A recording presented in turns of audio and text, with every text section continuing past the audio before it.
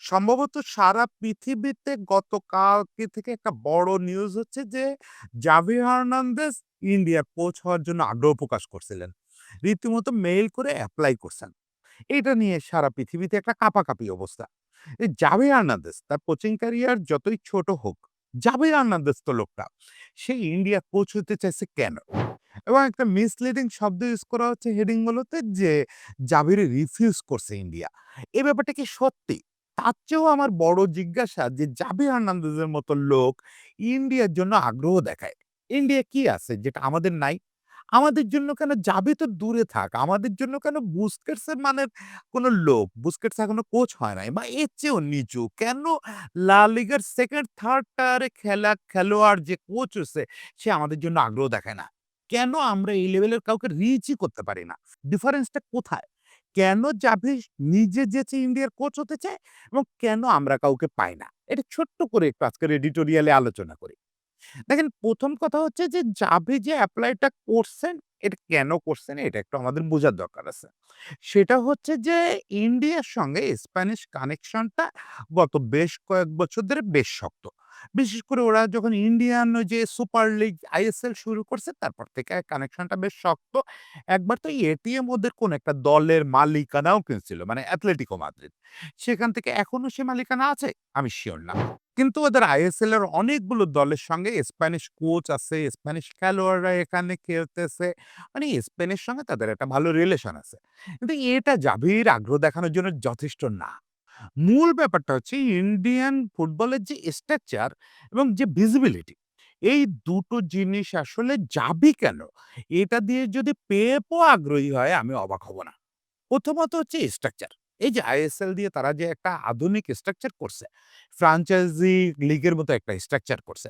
এই স্ট্রাকচারটা দেখলে আপনি যখন টিভিতে দেখবেন, ওই যে ভিজিবিলিটির কথা বললাম, টিভিতে যখন দেখবেন আপনার মনে হবে ইউরোপিয়ান লিগই দেখতেছেন। মানে এর টেলিকাস্টের স্টাইল, মাঠের স্ট্যান্ডার্ড, ঘাসের standard, dressing room, each and everything একদম ওয়ার্ল্ড ক্লাস। ফলে এটা একটা বিজ্ঞাপন তৈরি করে। এর ফলে বাইরের যেকোনো কোচের ধারণা হয় যে ওদের ফুটবলে একটা স্ট্রাকচার দাঁড়ায় গেছে। সেটা ভিজিবিলিটি এরকম। তার মানে ভেতরে আরো ভালো দাঁড়াইছে। এবং ওদের ন্যাশনাল সাইডের ক্ষেত্রেও আপনি যখন দেখবেন যে ইন্ডিয়া কোনো ভেন্যুতে খেলা হচ্ছে, ওদের ঘাসটা দেখবেন কি সুন্দর, ওদের খেলোয়াড়দের বডি ফিটনেস দেখবেন কত সুন্দর। এইগুলো সব মিলে একটা মেসেজ যায় সারা পৃথিবীতে। তখন যেটা হয় যে জাভির মতো যারা স্ট্রাগল করতেছে, জাভি খেলোয়াড়ি জীবন ছাড়ার পর থেকে কোচ হিসেবে তো স্ট্রাগল করতেছে। ১ম এ ওই যে আল সাদ নাকাদের কোচ হলো। ওটা তো আর বড় কিছু না। পরে বার্সেলোনায় ফিরল। বার্সেলোনায় ফিরে জাভি খারাপ করছে এ কথা বলার আসলে কোনো সুযোগ নাই। জাভি লিগে যথেষ্ট ভালো করছে। জাভির বার্সেলোনা ইয়ামালের মতো খেলোয়াড়দের সে উপহার দিছে। স্টিল বার্সেলোনা যা এক্সপেক্ট করে সে তুলনায় সাফল্য পায় নাই। ফলে জাভিরে স্যাক করছে এবং জাভি আপাতত বেকার আছে। জাভির জায়গায় থাকলে যেকোনো লোক কি ভাববে? ২ টা জিনিস ভাবতে পারে। একটা হচ্ছে পৃথিবীর যেকোনো জায়গায় একটা ছোট ক্লাবের কোচ হিসাবে একটু কিছু করে দেখায় বড় ক্লাবে যাওয়া। আরেকটা হতে পারে যে ন্যাশনাল টিম ওরিয়েন্টেড চিন্তা করা। যে আমি কোনো একটা ৩য় বিশ্বের দেশের কোচিং করাবো, সেই দেশটাকে নিয়ে একটু আনএক্সপেক্টেড কোনো একটা রেজাল্ট এনে দিব। এশিয়া কাপ জিতানো ইন্ডিয়ার ক্ষেত্রে হতে পারে বা বিশ্বকাপে চান্স পাওয়ানো এরকম কিছু একটা করাবো। ফলে ন্যাশনাল টিমেই আমি ক্যারিয়ার করব।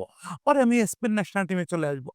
এইরকম একটা টার্গেটে পৃথিবীর বহু প্রমিনেন্ট কোচ সবসময় ঘুরে বেড়ায়। এই যে আপনার মিড লেভেল কিছু কোচ যাদের সামনে বিপুল সম্ভাবনা আছে শুধু সুযোগ খুঁজতেছে। কোথায় যাওয়া যায়, কোথায় যাওয়া যায়? সেই জায়গা হিসাবে দেখেন ইন্ডিয়া নিজেরে তৈরি করে ফেলছে। যে আমার প্রতি তুমি আকৃষ্ট হও। এটা কি দিয়ে করছে? এটা করছে আইএসএল দিয়ে। আইএসএল এর ওই যে বললাম টেলিকাস্ট স্টাইল, ঘাসের স্ট্যান্ডার্ড, মাঠের standard, flood light, gallery, dressing room সবকিছু দেখলে মনে হয় যে এটা ইউরোপের কোথাও খেলা হচ্ছে। এটা একদম টপ ফ্লাইট কোথাও খেলা হচ্ছে। ভেতরে কি হচ্ছে, খেলার মান কেমন? এটা খুব জরুরি না। আইএসএল এর খেলার মানও যথেষ্ট ভালো। কিন্তু খেলার মানটা খুব জরুরি না। এই ভিজিবিলিটিটা, এই কমফোর্ট জোন দেওয়াটা বিদেশি খেলোয়াড়দের, বিদেশি কোচদের এটা হচ্ছে ১ম কাজ। বিপরীতে আপনি আমার দেশের লিগ দেখেন। আমাদের দেশের যে বিপিএলটা হয়, আবাহনী, মোহামেডান, বসুন্ধরা কিংস এদের নিয়ে যে মাঠে খেলা হয়, আপনি যদি ইউরোপিয়ান কোচ হইতেন, বাদ দেন ইউরোপিয়ান কোচ। আপনি যদি এসিতে বসে সারারাত ইউরোপিয়ান ফুটবল দেখার দর্শক হন, তাও কি আপনার রুচি হবে ওই মাঠের পাশে গিয়ে আপনি টিম চালাবেন? যেখানে আপনি দৌড়াতে গেলে আপনার বুটে কাদা লেগে যাবে? যেখানে আপনি ওই যে উত্তেজনায় বসে পড়লে আপনার প্যান্টটা কাদা, কাদা হয়ে যাবে? সিম্পল ২ টা পয়েন্ট বললাম। এটা হয়তো সবসময় সত্যি না। আপনি তো চাইবেন আপনি এমন একটা দল চালাবেন যে দলটা একটা স্ট্যান্ডার্ড মাঠে দৌড়াবে। ওই মাঠে দৌড়াতে গিয়ে ইনজুরড না হয়। মাঠের স্ট্যান্ডার্ড এট লিস্ট এটুকু চাবেন। আপনি তো কিছু না হোক একটা ছোট্ট ব্যাপার আশা করবেন যে আমার যে খেলাটা হবে এই খেলাটার টেলিকাস্টটা যেন একটু কোয়ালিটি হয়। দেখলে যেন মনটা জুড়ায় যায়। ঝকঝকে এইচডি স্ট্যান্ডার্ড একটা টেলিকাস্ট হয়। সুন্দর গ্রাফিক্স থাকে। কিচ্ছু কি আছে আমাদের বিপিএল এ? আমাদের বিপিএল দেখলে কোনো একটা লোক, সে পৃথিবীর যে লোক হোক, সে ২য় বার ওই ম্যাচের দিক ফিরে তাকাবে? আপনি যদি এতখানে পৃথিবীর সবচেয়ে উঁচু মানের খেলা উপহার দেন, যে মাঠে খেলান, গ্যালারির যে অবস্থা, খেলোয়াড়দের ফিটনেস দেখলে যা মনে হয় এবং যে টেলিকাস্ট, এগুলো দেখলে ২য় বার আর ফিরে তাকানোর ইচ্ছা হয় না। ফলে আমি জানি না যে জাভিরে আসলে ওরা কেন না বলারও সাহস পায় না। জাভির কেসটা ওই যে রিফিউজড শব্দটা বলছি যে এতটা মিসলিডিং, ওরা তো আসলে রিফিউজ করে নাই। ওরা আসলে সাহসই পায় না এটা নিয়ে আলোচনা আগানোর। কারণ জাভিরে যে টাকা দিতে হবে, জাভি যে প্রস্তাব দিবে, ন্যাশনাল টিমের কোচ এসে তো অনেক বড় একটা প্রপোজাল দেয়, অনেক বড় একটা প্রেজেন্টেশন দেয়। ওই প্রেজেন্টেশনে যাওয়ার ক্ষমতা ইন্ডিয়ান ফুটবল ফেডারেশনের এখনই নাই। ফলে ওরা জাভির ব্যাপারটা পুরা মানে পাশ কাটায় গেছে। রিফিউজ করে নাই, পাশ কাটায় গেছে। ওদের হয়ে কেউ একজন জাভির সঙ্গে সরাসরি ফোনে কথা বলে বুঝায় বলছে যে, "স্যার আমরা আসলে আপনার লেভেলে নাই এখনই। আমরা আপনাকে এফোর্ড করতে পারব না।" কিন্তু জাভি তো ওদের ওই পর্যন্ত আসছে। আমরা জাভিরে চাচ্ছি না। আমরা মোটেও জাভিরে চাচ্ছি না। আমরা ছোটদের কাউরে, মিড লেভেল কাউরে দৃষ্টি আকর্ষণ করাইতে চাই। আমরা তো গিয়েও কাউরে অ্যাপ্রোচ করতে পারতেছি না। আমরা যখন আমাদের ফাইলটা সামনে রাখি, আমাদের এজেন্ট যখন গিয়ে বলে যে, "স্যার বাংলাদেশে একটু চলেন। বাংলাদেশের এরকম সম্ভাবনা আছে আমাদের হয়ে হামজা চৌধুরী খেলতেছে, সমিত সোম খেলতেছে, ফাহমিদুল খেলতেছে, ২ দিন পরে জায়ান হাকিম আসবে, তারপরে এই যে ফারহান আসবে। এখন তো আমাদের খেলোয়াড়ের অভাব নেই।" কোন কোচ আগ্রহ দেখাবে না। কোন কোচ আগ্রহ দেখায় না। যেচে যাবি হওয়া তো অনেক দূরের কথা। আপনি লোয়ার লেভেল কোচদের গিয়ে প্রেজেন্টেশন দেওয়ার পরেও তারা আগ্রহ দেখাবে না। তারা বলবে, "দেখি একটু ফুটেজ দেখাও তো তোমাদের ঘরোয়া ফুটবলের।" দেখে নাক সিটকাবে। না ওখানে গিয়ে টেকা যাবে না। ওখানে গিয়ে ওই মাঠে খেলোয়াড় নিয়ে নামা, আমার টিমে যখন ৩-৪ টা ইনজুরড হয়ে যাবে ন্যাশনাল টিমের, আমারে ওরা পিটাবে। আমি এই বিপদের মধ্যে যাব না। আমার আপাতত ১ বছর বেকার থাকাও ভালো। এই ডিফারেন্সটা ভাই যেকোনো মূল্যে 0 তে নামাতে হবে। শুধু ফুটবলিং স্ট্যান্ডার্ড যদি বলেন আজ থেকে ৩০-৩৫ বছর আগে ইন্ডিয়ার ফুটবলাররা স্বপ্ন দেখত বাংলাদেশের ফুটবলার হওয়ার। বাংলাদেশের ফুটবলের স্ট্যান্ডার্ডে পৌঁছানোর। সেখান থেকে ইন্ডিয়া বাংলাদেশকে অলমোস্ট টপকায় গেছে। হ্যাঁ, এখনো আমরা হাড্ডাহাড্ডি লড়াই করি এবং আমরা ফুল যে সেটআপটা পাইতে যাচ্ছি, এই সেটআপটা পাইলে হয়তো আমরা ফুটবলিং স্ট্যান্ডার্ডে ইন্ডিয়াকে রেগুলার হারাতেও পারবো আগের মতো। কিন্তু এটা দিয়ে তো শুধু হবে না। এটা দিয়ে তো আপনি গ্লোবাল স্তরে যেতে পারবেন না রে ভাই।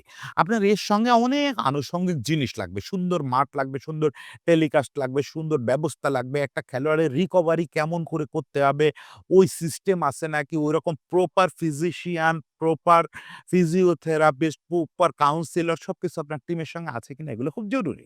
এগুলো না থাকলে জাভির কথা আমরা ভাবতেছি না। এগুলো না থাকলে আপনি রীতিমতো ওই যে স্প্যানিশ লিগের ৭ম টায়ারের যে কোচ, তারও দৃষ্টি আকর্ষণ করতে পারবেন না। ফলে জাভির নিউজ দেখে ঈর্ষান্বিত না হয়ে চেষ্টা করেন এমন একটা স্ট্রাকচার করতে এট লিস্ট কেউ একজন ফোন করে বলে দেখে যে, "বাহ! তোমাদের স্ট্রাকচার সুন্দর তো, আমি ওখানে আসতে চাই।" সেই দিনটার অপেক্ষায় থাকলাম। তার আগ পর্যন্ত সবাইকে শুভকামনা।